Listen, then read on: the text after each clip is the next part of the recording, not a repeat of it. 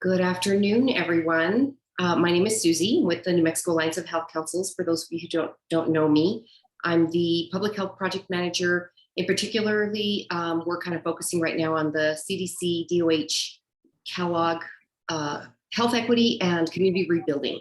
And so we bring these Health Council talks to you just for additional information that we feel will help your Health Council along the way. So let me share my screen real quick. And there we go. Feel free to introduce yourself in the chat. As you all know now, we are recording the meeting so that those of you who couldn't make it can always come back and review it later. And our first presenter will be Chris Fox. I believe, Chris, you're the Executive Director for Voice for Non-Opioid Choices. And when I tried to say that as I was practicing for this, it was a tongue twister. I don't know, but it's nice. It's got a really nice ring to it. So I don't know if y'all did that on purpose, but good for you. I'm really excited to hear what you have to say because I think that's a major priority, major issue in many of our health councils. And then next, who will be joining us a little bit late, but will be presenting toward the end of our hour will be Lynn Gallagher with Rural Healthcare Solutions. Okay, so give me just a minute. All right, so I'm going to start with our land acknowledgement and then we will pass it along to Chris. New Mexico Alliance of Health Councils humbly recognizes and acknowledges we are an unceded territory and ancestral lands of the original peoples of New Mexico's Pueblos, Apache Nations, and the Navajo Nation. Together, we acknowledge the history of genocide, dispossession, colonization, and ongoing systemic inequities, while strengthening and respecting relationships with Indigenous peoples. We give thanks to the past, present, and future stewards of this land and respect all tribal nation sovereignty. In offering this land acknowledgement, we affirm Indigenous resiliency, self-determination, and self-governance of New Mexico's tribes and nations who are still here today. Thank you. Okay, so once again, we have Chris Fox, Executive Director for Voices for Non-Opioid Choices. He heads a nonpartisan coalition dedicated to increasing patient and provider access to non-opioid therapies and approaches to managing pain. And then we will have Lynn Gallagher, former Secretary of Health. She'll offer solutions to rural health concerns and general insights from a former state health official. All right. So, okay, sorry, went a little too far. All right, I'm going to stop my share and turn it over to Chris now. No problem. And if it's okay with folks, I have a little presentation here that I can pull up and walk through with folks. I am happy to be interrupted midway through. If folks have any questions they want to just ask right on the spot, or if you want to save them for the end, I am entirely flexible and nimble here. So just let me know what works best for folks. But if it's okay, please. So if it's okay, and you give me just a second, I will pull up this slide deck and share my screen. Thank you so much. That's our favorite kind of presenter. So thank you. Please do. Oh, and you do have access. You should have access, I believe. Well, let's try this right here. Did this work? Looks good.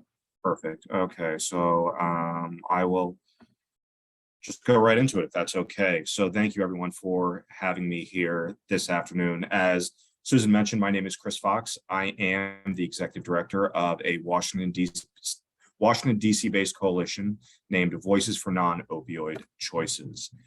Voices for Non-Opioid Choices was launched in April, May 2019. I will say that when we launched Voices for Non-Opioid Choices, the number that we pointed to was that we lost about 130 Americans every day from an opioid-related drug overdose. While that number is startling, if you fast forward to now with the May release from the CDC that highlighted that 107,600 Americans died of a drug overdose in 2021, and you do some quick math, knowing that 75% of those deaths involved opioids, you would find out that today, just 4 short years later, we are looking at losing 220 Americans every day to an opioid-related drug overdose.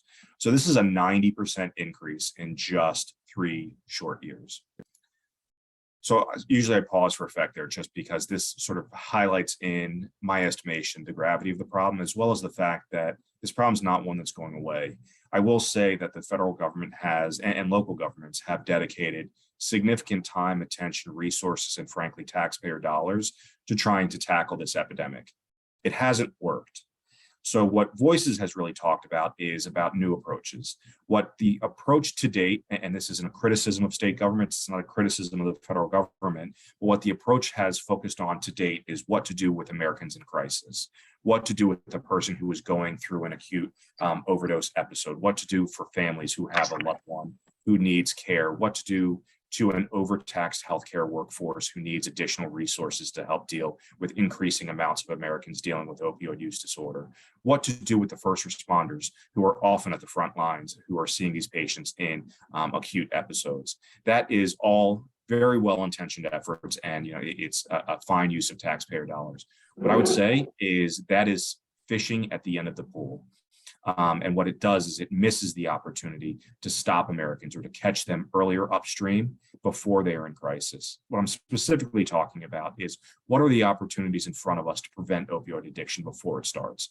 Because in all other realms of drug abuse and addiction, we start talking about opportunities to if it's alcohol, we're talking about responsible use of alcohol. If we're talking about other illicit forms of drugs, we're talking about minimizing exposure and what we can do to prevent exposure in the first place. With opioids, unfortunately, it's not the case, despite the fact that over 80% of illicit opioid users, I'm talking about heroin and fentanyl, report that they initiate misusing opioids via prescription opioid pills.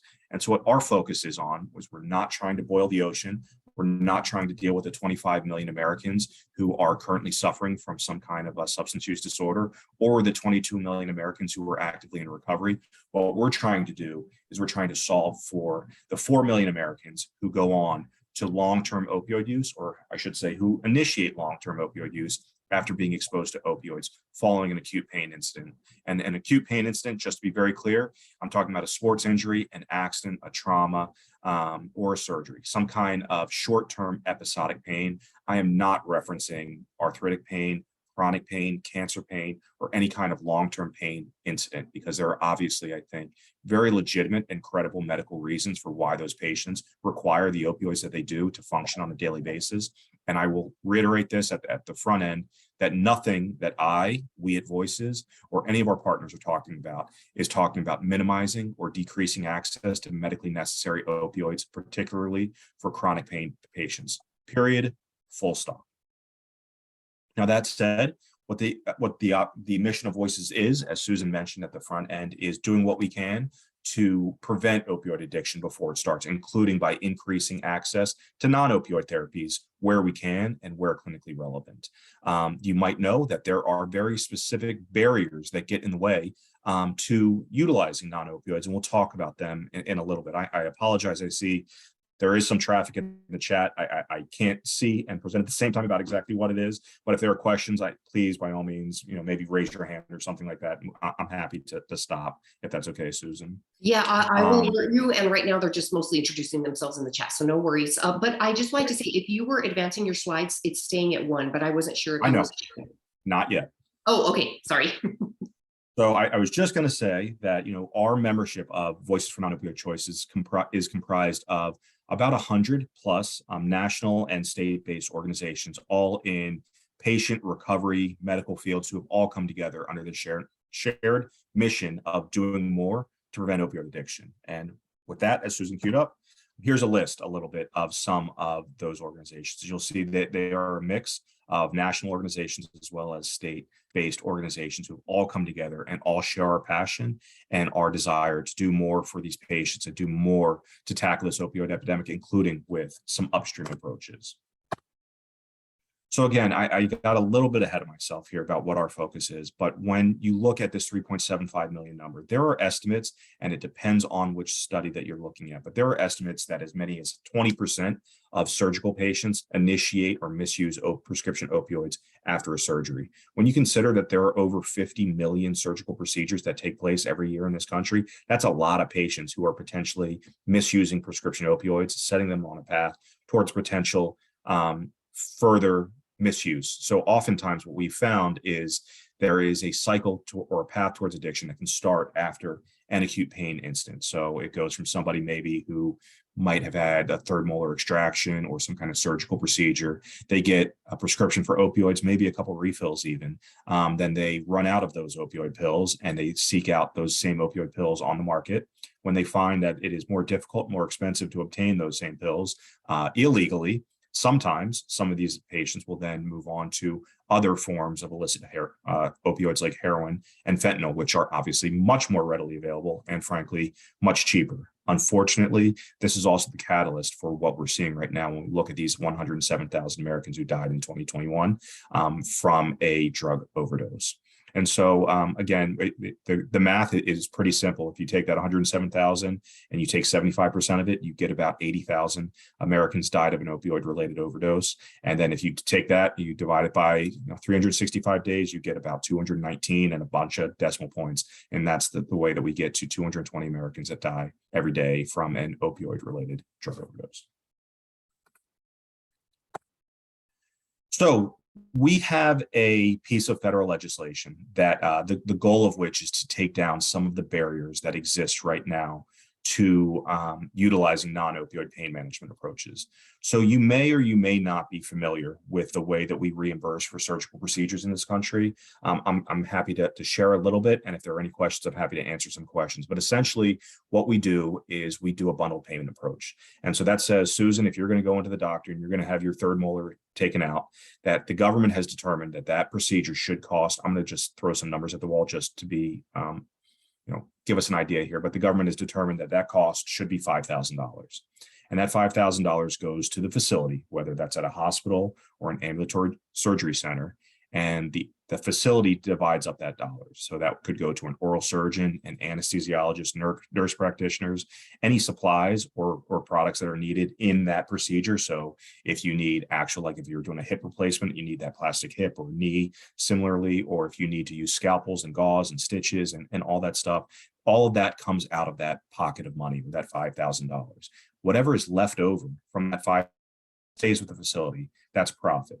And the government does this because they want to encourage efficiencies in the delivery of healthcare. They think that by doing this, it will encourage the facilities to seek out lowest cost care options for these patients who are being treated there. Unfortunately, what this does is it inadvertently steers patients to utilizing opioids for managing their pain because generic opioid pills are pennies on the dollar. And to be very clear, what wouldn't be counted out of this $5,000 payment that we talked about here, Susan, would be any prescription opioids that you were prescribed at discharge, because that would come out of a separate pocket of money, specifically if you were a Medicare beneficiary and you're far too young to be that. But if you were, it would come out of Medicare Part D, which is a different pot of money that isn't encumbered by this same cap here. And so unfortunately, if we're talking about non-opioids, and if folks want some illustration what I mean about a non-opioid is something like an NSAID, ibuprofen, acetaminophen, nerve blocks. I don't know if anybody on this call has ever had oral surgery, but if you have, you know that the dentist or oral surgeon will stick a needle in your gums, and that needle feels like it's like 18 inches long. And they tell you not to drink anything hot or cold for the next hour or so because you could do some damage there. And you'll know that if you even take a sip of water, you'll drool it on yourself because you've lost all sensation in that area. They make these same nerve blocks in terms of drugs and devices for surgeries that can give very specific, regional specific pain relief. So that's very helpful if, for instance, a doctor has to operate on your shoulder or your hip or your knee, or frankly, your mouth. And these long-acting nerve blocks can now last for up to 3 to 4 days after surgery, which can, in many cases, obviate the need for any prescription opioids.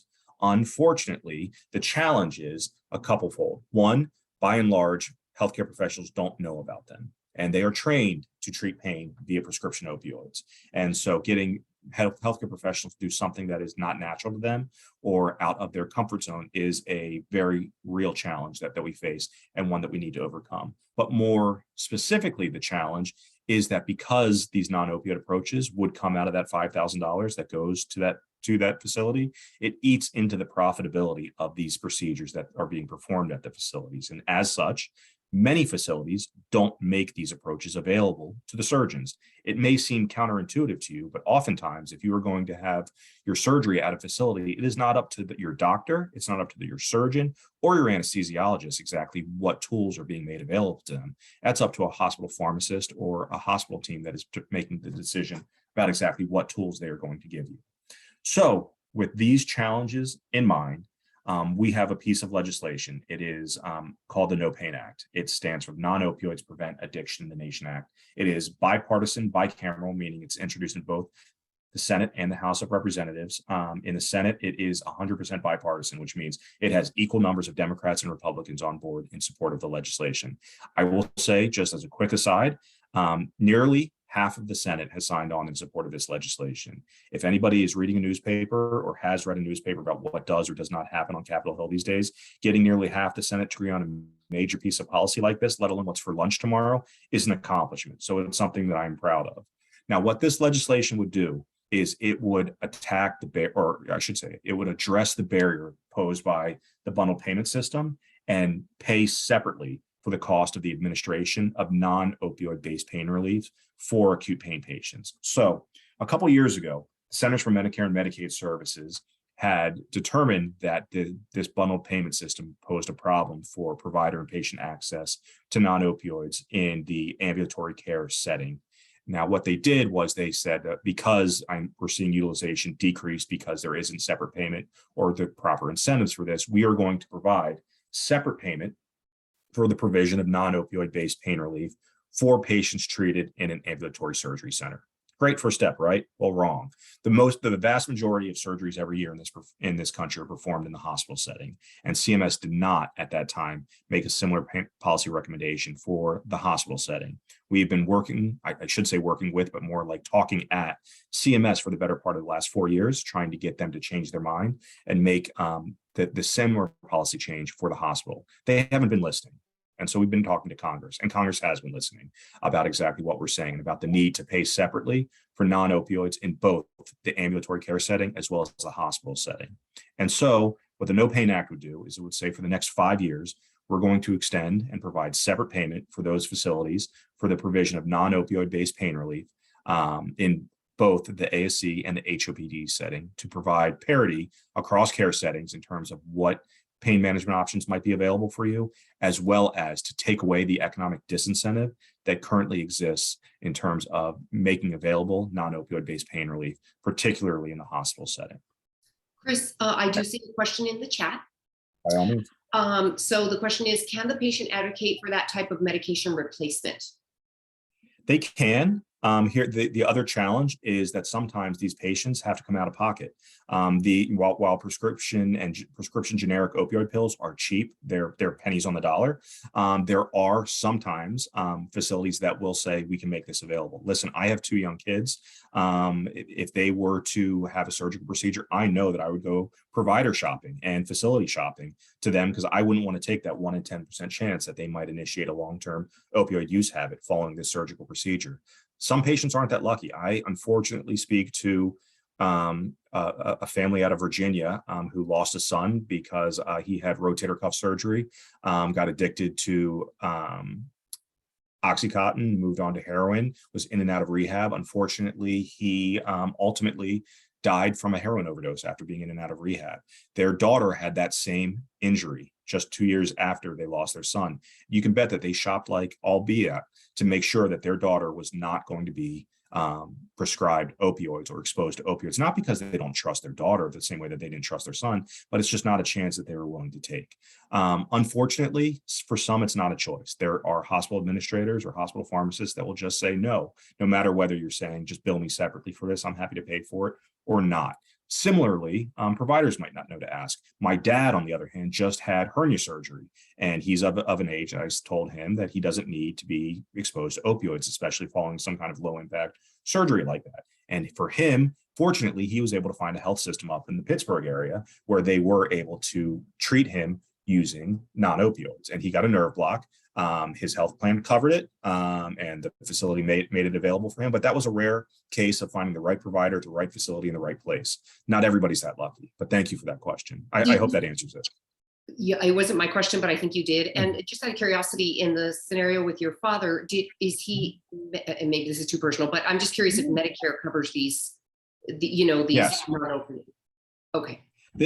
So they will, there is a code for them. And they do have the opportunity to, the challenge is frankly, that oftentimes it's not a choice. They're not being made available to them at the facility. But again, some of the facilities, and he has sort of co-insurance here. So it's unclear to me if Medicare paid for it or his other insurance paid for it. But he found the right provider at the right facility that said that we're going to make this available to him. Frankly, in terms of coverage for it, oftentimes it's a savings to utilize the non-opioid just because of all of the nasty things that can happen after being exposed to prescription opioid pills. So for some, unfortunately, they could have some GI issues. They can have that so-called opioid fog that some go into. Some slip and fall and have to be readmitted into the hospital. And so for some, there is a real benefit to utilizing non-opioid, but the biggest benefit is it allows hospitals and ambulatory surgery centers to send patients home more quickly after surgery because they don't have to worry about these opioid-related adverse events. I see. We have a couple more questions. Do you want us to wait till the end, or should we just? Oh, I'm happy to take them as we go. Okay, so the next question is, have New Mexico legislators signed on with their support for this act? I wouldn't be here if they had, to be very candid. No, they have not. And frankly, I think they need to hear from people in New Mexico. We have talked to them in some cases ad nauseum, and we've shared our stories about exactly why we think it is so important that they get on board here. I would say that that there's a saying that all politics are local. It's still true today, and the best advocates are the local advocates. And so for us, I think that the best value add that we could have here is the opportunity to work with you or some of your member organizations here to go to those members of Congress, to talk to them, to say there is a real challenge here that we see every day and that we need your support for. And with this in mind, I will say that we're even having folks to Washington, D.C. later in September to come with us to go and make the case, including to folks in New Mexico. And if there's anybody on the phone that is interested or willing or wants to hear a little bit more about that, I'm happy to make myself available. And we're even willing to bring people out, pay for a hotel and a plane ticket to get people out here just so that their members can hear about it, because it is so important. The situation is getting worse before it's getting better. And we need to make sure that people, especially in these delegations, are hearing from people back home. Wow, that's very impressive and very generous. I hope that you'll add that information when we're finished here. So the next question is there a list of non-opioid treatments that are reimbursable, or is it left up to the insurance providers on what is reimbursed? So I have a one-pager that it would probably be clumsy for me to share right now to go through and figure that out, but I'm happy to share it as follow-up to this. Yeah, the short answer is yes. The legislation has a clinical standard that it requires for non-opioid. It can't just be Chris Fox's miracle pain cream that is a non-opioid that I've decided that I want to get reimbursed for. The clinical standard included in the legislation is that it is a non-opioid, which is a drug, biological, or device that has the demonstrated ability to reduce post-surgical opioid consumption as evidenced in a peer-reviewed clinical journal. And so there needs to be some science behind it is basically the theory here. It has to be FDA approved. And so that checks the safe and effective box there too.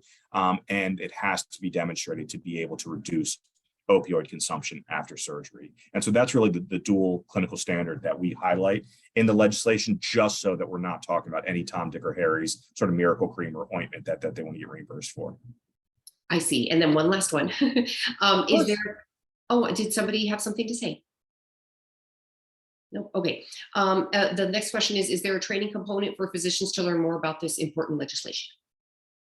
So on the legislation, no, I would say that, the training component is me doing what I'm doing now. I will say that some of the major clinical societies, I should say all of the major clinical societies, have signed on in support of the No Pain Act. So this third sub-bullet under the first big bullet there, about 100 plus organizations formally endorsing the No Pain Act. Included in that are groups like who you may have heard of, the American Medical Association, the American College of Surgeons, the American Society of Anesthesiologists, the oral surgeons, the orthopedic surgeons, so on and so forth, as well as other groups like National Alliance for Mental Illness, the National Council for Mental Wellbeing, the Partnership to End Addiction, so on and so forth, have all signed on in support of this legislation. So support for this legislation is robust, not just on Capitol Hill, but off of Capitol Hill. And so for us, there isn't really, there are some, I'm sure, manufacturers or industry sources that would do trainings for providers about, I should say health professionals about the opportunities to treat pain with non-opioids. And I would suspect they would be, in the business of selling non-opioid approaches that would do those trainings, but not specific to the legislation, if that's how I understood the question. Thank you. Oh, another one popped up. Oh my goodness, I'm sorry. This is really, really, really rich information. If it is passed, Center for Health Innovation can include physician training as part of its academic detailing for non-cancerous pain management. That is from a representative of the Center for Health Innovation here in New Mexico. That's great. I think we view this need as twofold. First is we need to get this enacted, and then we need to work to have this implemented. And I think that, we know, I would say that we saw in 2019, I should say January 1, 2019, is when we saw CMS make the policy change that would provide a separate payment for the provision of non-opioid approaches to patients in the ambulatory care setting. Unfortunately, obviously, we haven't seen that same change flow over to the hospital setting. But what we've noticed since then is that utilization of non-opioids has skyrocketed in the ambulatory surgery centers as a result of that, including a 120% increase in just 1 year's time, utilization of a very specific non-opioid from 2019 to 2020. And so we know that oftentimes these payment decisions, these economic decisions drive healthcare. It's an unfortunate reality of healthcare in the United States. But we can see that with one simple payment change and policy change, how we can really change the status quo in terms of how we treat pain in this country. And frankly, have the opportunity to reduce the millions of Americans that go on to long-term opioid use after surgery.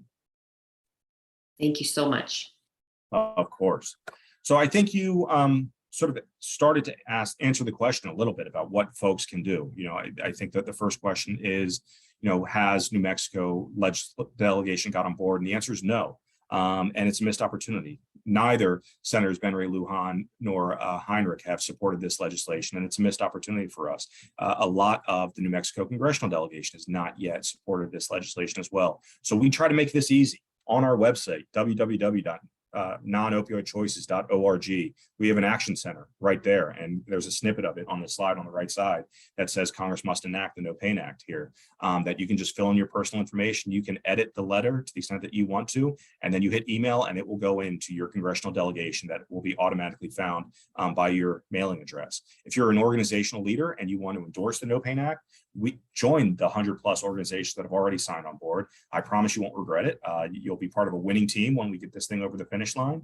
And the last thing is join us. We are constantly meeting with the delegation, including in New Mexico and others, to tell them about the need. And we're happy to bring others with us in here to talk about exactly what we think needs to happen, including getting more names on this piece of legislation.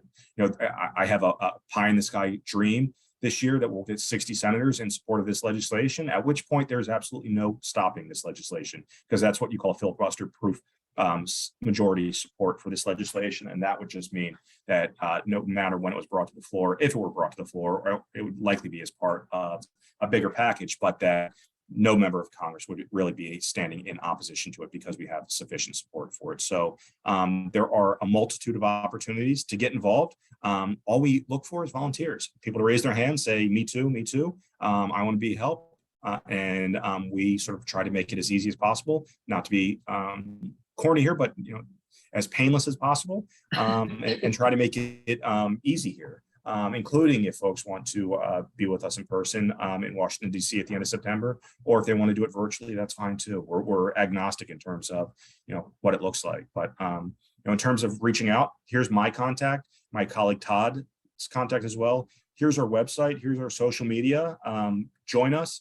I will just point out, just as in the spirit of full disclosure, the only pushback that we really get on this legislation, you probably could pick up on it if you didn't then you might now, is from the chronic pain community that thinks that somehow our organization or our approach would make it more difficult for chronic pain patients to access medically necessary opioids. And I speak until I'm blue in the face talking about how this legislation does nothing to dictate clinical practice. It's not talking about prescribing guidelines. It's not saying thou must use non-opioids. It doesn't do anything like that. All it does is it says there's a very real reason why non-opioids are not being made available to certain patients. And that reason is the lack of incentive or lack of separate payment for it. And we're going to take care of that reason and that barrier. And then we're going to let patients, families, caregivers, and healthcare professionals figure out what makes the most sense for them. And then we're going to get out of the way. And I know the public polling data says, I know as a father what I would choose, and I know what other parents would choose. And I believe that in doing this, we can make a significant impact on the overall opioid crisis in this country. I feel very hopeful after hearing you talk. I will point out one other comment, and I hope I understood this right, but you said for the most part there is support. But for those who are non-supportive, has there been any input as to the reason for not supporting this? Very little. Sometimes there will be a little bit of a deference to, like, we understand that there are some in the chronic pain community don't support this legislation. And it's true, they don't. But I would argue that their lack of support is from a deliberate misunderstanding of the legislation. When I say deliberate misunderstanding, it's like they close their eyes and they put their fingers in their ears and they jump up and down and stomp, and they don't want to listen. We have tried to engage with them and tell in a thoughtful dialogue about exactly what this legislation would do, how it would or would not impact them. You can probably see it on Twitter because I emailed it and they copied my emails and basically put like clown faces and said, look at this joker who wants to reach out and talk to us, which is unfortunate because I believe in civil discourse and dialogue about exactly where we can find common ground. And they didn't seem to be very interested in that. So I think a lot of times lack of support is a lack of bandwidth, and there's a lot on members of Congress' plate. I would argue that there is very little that is more important than dealing with this. We are seeing health disparities emerge in this opioid crisis like we've never seen before. Indigenous populations, which I was fully supportive of and was very interested to hear your land use acknowledgement at the start of this, but African Americans, Latinx communities are dying at historically high rates from opioid related drug overdoses now. This was traditionally thought of as a upper middle class white person's problem, not anymore. We are seeing that unfortunately this crisis is now really impacting some other different racial and ethnic minority groups like it never has before. And so we would really benefit from anybody's advocacy here, everybody's advocacy to get on board. So I think the more that we can show that the support for this legislation is universal, the better chance we'll have of getting this enacted sooner, and more chance we will have of getting non-opioids in the hands of patients and providers across the country. Wow, Chris, I am blown away. This is amazing. And I think you're very civil, so I can't imagine. It seems like a no-brainer to me, but I hear you on the explanation there. Well, listen, we have a few minutes before we need to move on to our next speaker, so I will leave it open to see if anyone else has any final questions, comments, or Chris, if you yourself have anything else. I put your website in the chat, but if you can put your email so it's easily copied, that would be great.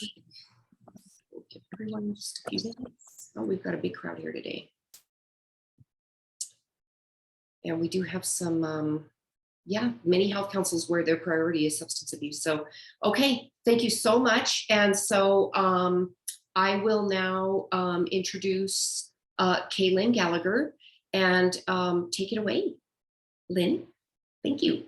Hi, everybody. Wow, Chris, that was an amazing presentation. Sorry, I was a little bit late hearing it, but I certainly will be sharing it on throughout my networks. I work consistently in the community to reduce disparities, and we have such a high prevalence of drug use and opioid addiction that it's great information and great that legislation is getting out. So quickly, I'm going to share my screen, but before I do, a quick introduction. I'm Lynn Gallagher, and I am a native of New Mexico, although I'm currently in Florida.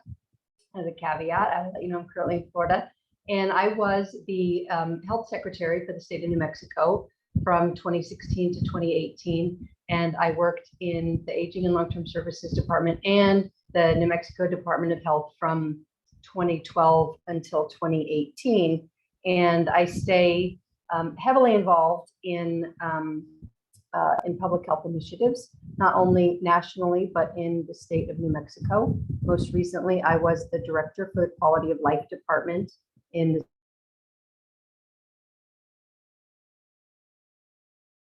And today, I want to talk to you a little bit about healthy lifestyles and how health councils. I really want to let you know that I'm here to tell you, I'm not going to tell you anything that you don't already know.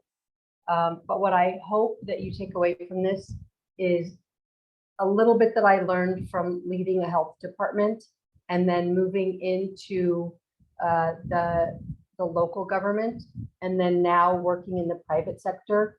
There's never been a time or a place when health outcomes have been more important to focus on. And each of you in the health councils are those folks that are going to transform New Mexico health. So let me share my little screen. And I adapted this from a presentation that I recently gave in Washington, D.C., because a lot of workers are facing burnout. As all of you know, I know that all of you are facing burnout. Everybody works multiple jobs. Everybody has multiple obligations. And so I want to talk to you a little bit today about healthy lifestyles and creative solutions in rural communities that can make a difference. Because sometimes, and I know what it's like, I was born and raised in Truth or Consequences, and I currently live in Las Cruces. And I know what it's like to live in a rural community. I am very fortunate that after my time in DOH, I continued my public health work, forging new relationships and remaining very active in the health community locally and nationally. One thing that we all know, very much so, we know that New Mexico is disproportionately affected by high rates of disease. We struggle with proximity to healthcare, and we are economically disadvantaged. And we also have high rates of racial disparities. But what I also know is that we have really, really strong health councils in our communities, and we have dedicated people who know better and are more intimately involved with the challenges and the community issues that each of you are facing. Not to mention the fact that all of you worked tirelessly and are probably still working tirelessly on COVID-19 mitigation. So what I want to talk to you about, and I want to ask you quickly, is, are you healthy? And what do you think are those things that make someone healthy? As a health promotion specialist, as a community outreach specialist, as a community leader in your county and your county health council representative, you work every day to help determine and ensure that people are healthy. So each of us here have committed to that, right? But what are the things that really, really make people healthy? Is it our heredity? I have heart disease in my family, but I live farther from a trauma center. I live closer to certain trauma centers, but I live farther from Albuquerque than many of the rest of you. So what is it that makes us healthy? Is it our behavior? I'll tell you this, that genetics is 5%, medical is 10%, behavioral is 30%, but the rest fall in one of these categories below, which, as you all know, are the social determinants of health. One of the most amazing things about health councils is that you work internally to build health equity. You heard Chris talking about, our inequities that occur every day in our communities, but you build health equity. And our health councils have to ensure that equity is and equality are at the center of all of our conversations. You build and you improve health outcomes for your unique communities. What might happen in Sandoval County doesn't necessarily happen in Sierra County or Uvalde County or Grant County. You understand community issues, you know your neighbors, you know who you talk to every day, and you know what available resources can be available in your community. Sometimes we feel a little sidelined by resources because we think we're doing this all by ourselves and nobody gives us any money, nobody pays us any attention. I know inherently as leading a health department that money in New Mexico is short, but you know some of the partners and participants that can help drive success in your local area, and that creates concentric circles. You build strong partnerships and you create your county health assessment, which builds into the broader picture for New Mexico. And you have all been working at these things for a very, very, very long time. Recently, I'm going to talk to you a little bit about health rankings, because I know that you are all probably saying, I do the same thing over and over and over again, and I don't seem to get a different result. New Mexico for 30 years has led the nation in alcohol-related death. And we all work to promote better and more conscientious alcohol use policies and alcohol consumption. This slide that I'm showing you right now is the slide from the 2022 County Health. This is taken from the County Health Rankings and Roadmaps program from the University of Wisconsin Health Institute. And this model is based on community health that emphasizes many of the factors that influence how long and how well we live. The rankings have used more than 30 measures from 4 health factor areas, behaviors, so that's exercise, diet, alcohol use, drug use, tobacco use, and sexual activity. Clinical care, which as we all know is access to health care.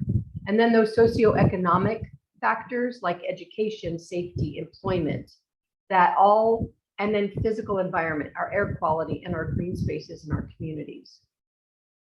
This recent ranking that was just published indicates that health factors for our area are still not cohesive, and there are still many, many areas that are struggling. If you look at the map, the ones that are in the lightest color are areas and counties that have the best health outcomes, not great health outcomes, but better than other counties in New Mexico. The ones that are the darkest are counties that have better health outcomes as a result and as it relates to all of these 4 factors. Next slide I'm going to show you is a recent slide that just came out from the CDC, which is their National Vital Statistics Report on life expectancy. And I got this in my inbox and I had to quickly come in and add it, drop it in a slide.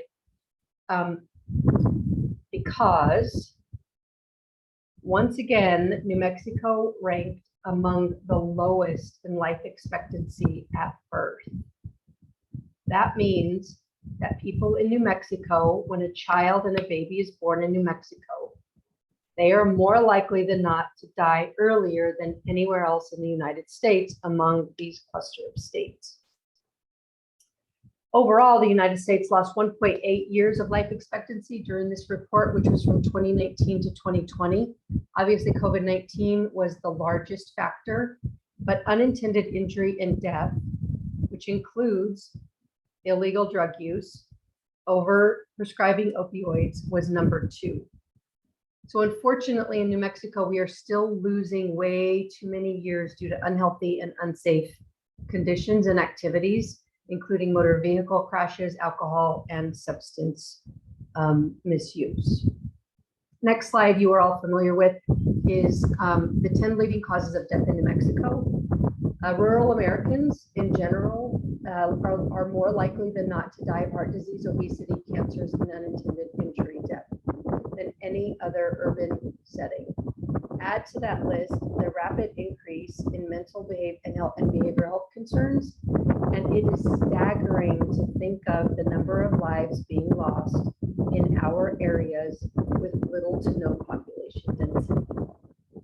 It's really, really challenging to me.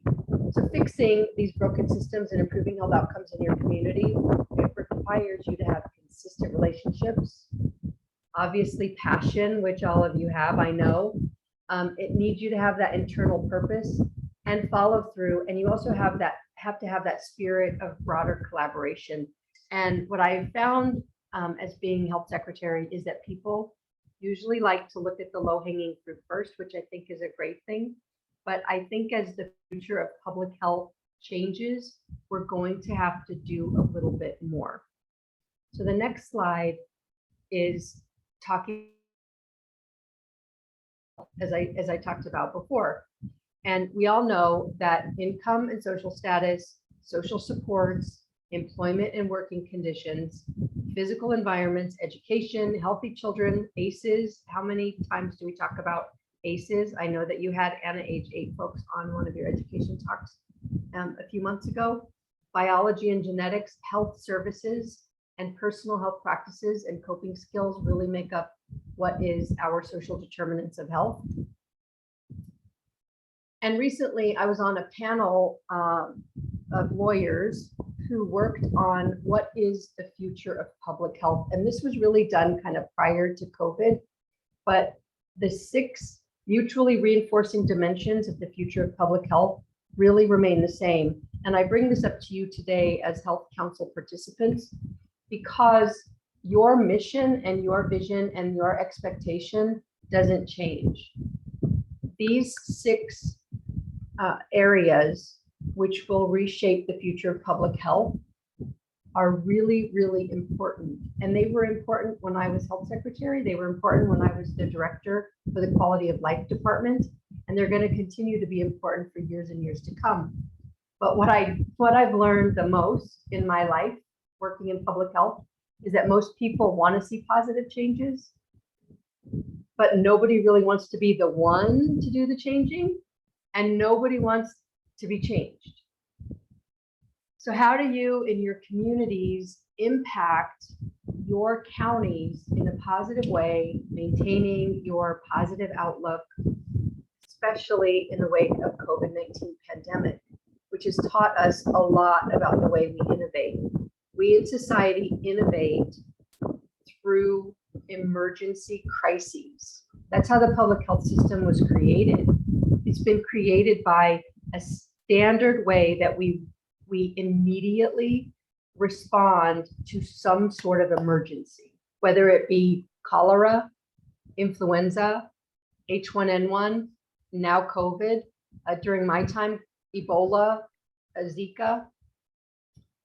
So I think what we've learned out of these emergencies is that we need to work smarter, not harder. We need to look at the funding that's coming down from the federal government and think about how can we transform our population and how can we utilize that funding more broadly.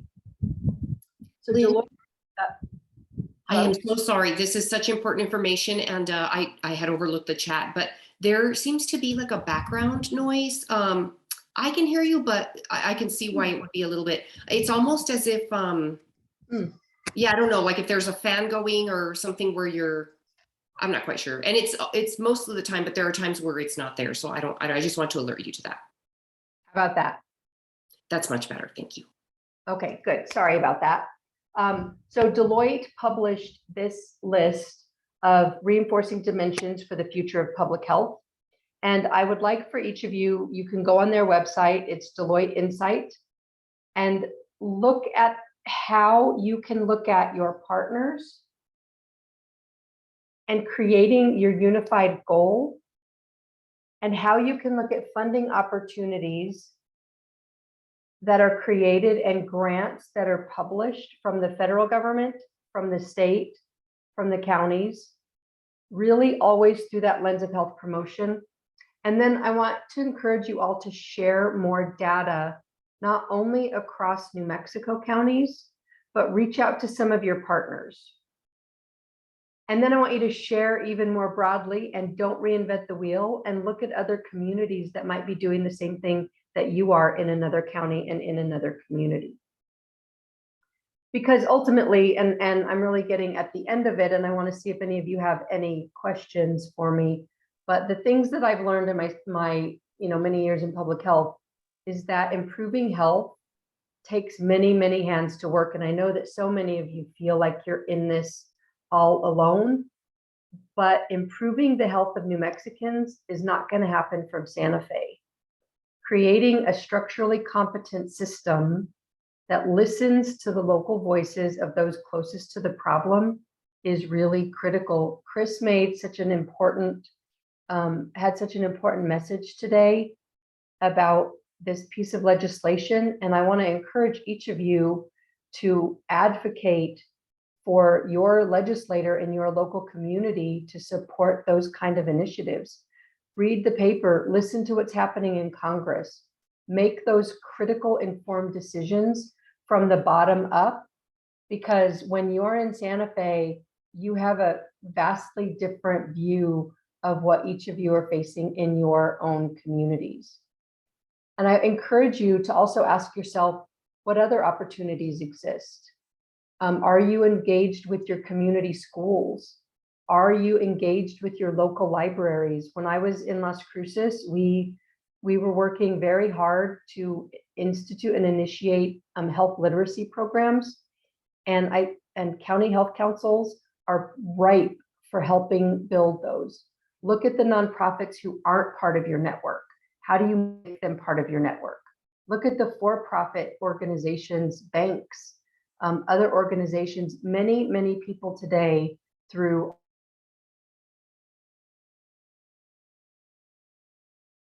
are required to take on many initiatives that have positive health promotion outcomes. And then finally, figure out what partners are missing and who you don't have, and add that to your vision in your local health council. So in conclusion, how can we be creative? We can always start small. What is the vision of your health council in your local county? What is that vision? Find one and identify one priority area next year and work it, and make that a champion effort. And build those partners, speak a common language, make sure that equity is always first in your conversation, structure and support each other, share best practices. Silos kill innovation. Silos kill innovation. Keep saying that. Structure and support performance-based budgeting. Seek funding. Don't be ashamed and don't be afraid to say, how much money are you willing to put forth to improve our county? And then everyone should have the same expectation. Make your commitments, keep them, and everyone should be in the same place at the same time, moving the same needle. So with that, I will turn it over if anyone has any questions. Wow, Lynn, it's as if you were reading our notes, because this is all that we've been talking about since we started, well, for a long time, but especially since we started our latest initiative. But Susan Wilger has her hand raised, so I will go ahead and call on her. Sure. Hi, Lynn. It's good to see you again. Hi, Susan. And Susie, you were thinking the same way I was. Lynn, we went through both the health promotion team in collaboration with the Center for Health Innovation and the Alliance of Health Councils. I know the state is really investing in support to help local communities and health councils move through that process. So I think it was mid-August, Roberto Martinez, gave a picture of that overview of that local planning and how important it is. And we're actually training regional, we're calling them facilitation teams, but it's health promotion teams who are there for technical support to assist with that development around the collaboration and the visioning, and then the assessment finding those partners that have done assessments, sharing the data, interpreting the data, letting your communities understand what that data is about, and then prioritizing at least one health priority if you haven't already.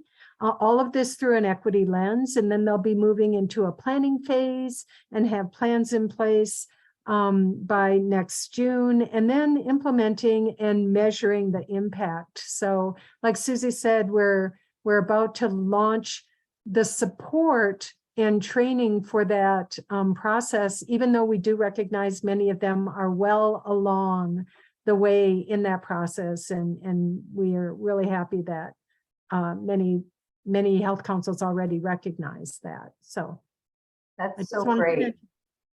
Yeah, and I've been following a lot of that, Susan. It's so wonderful. I also want to encourage you all to continue to go back to that SIM plan. I know many of you worked on the state innovation models plan for New Mexico, and it really was that bottom-up approach where many stakeholders participated in that. And I've always hoped that New Mexico continued to move on that path toward innovation that way. So. Lynn, did you, were you able to put your, I don't remember if your presentation had the email. I'm sorry, I think it's like the end of the week for me and I'm missing out. But if you would like to put your email and contact information for anyone who has any follow-up questions, and perfect timing. I feel like these two presentations were enough for one health council talk because they're just so enlightening, and great job, Wendy, if she's still on the call with us, getting these presenters. Wonderful. Okay, so I will just leave a few minutes for anyone to, if anyone has any questions. There's a lot of experience here, but it is kind of nice to hear, reminders about what we've all been trying to implement here. So, and it's really about staying with it. It's hard work. So, yeah, and you said something that it just really struck me, and I want everyone on this call to remember that it wasn't just during COVID, although that was unprecedented work, that from here on out that will be your all's legacy, is that you worked during a pandemic that we had never had before. But really, even despite that, thank you for saying, Lynn, that everyone doing this work is transforming New Mexico health, because we kind of are always on the bottom of things, and it's not a fun place to be, but it's just a lot of work. And I really appreciate the question you asked at the beginning, where you asked us, well, how's your health? Because we it starts with you. Yeah, right. And that's really important. Here, the very people doing the work sometimes have health issues of their own. So thank you so much for that.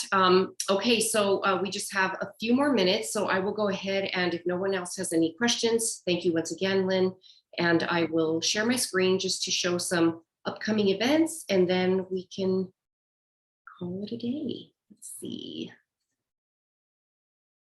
Okay. All right. So just some dates to keep in mind. Wednesday, August 31st from noon to 1:30, updates from the Department of Health on vaccinations and COVID-19 and resources for community outreach. Thursday, September 8th from 1 to 2, HB2 junior money, how your health council can ask your legislators for funding.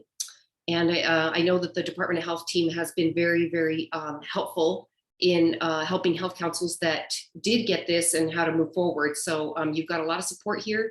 You'll be able to learn how to ask for that funding, and then you'll be able to learn what to do once you get it.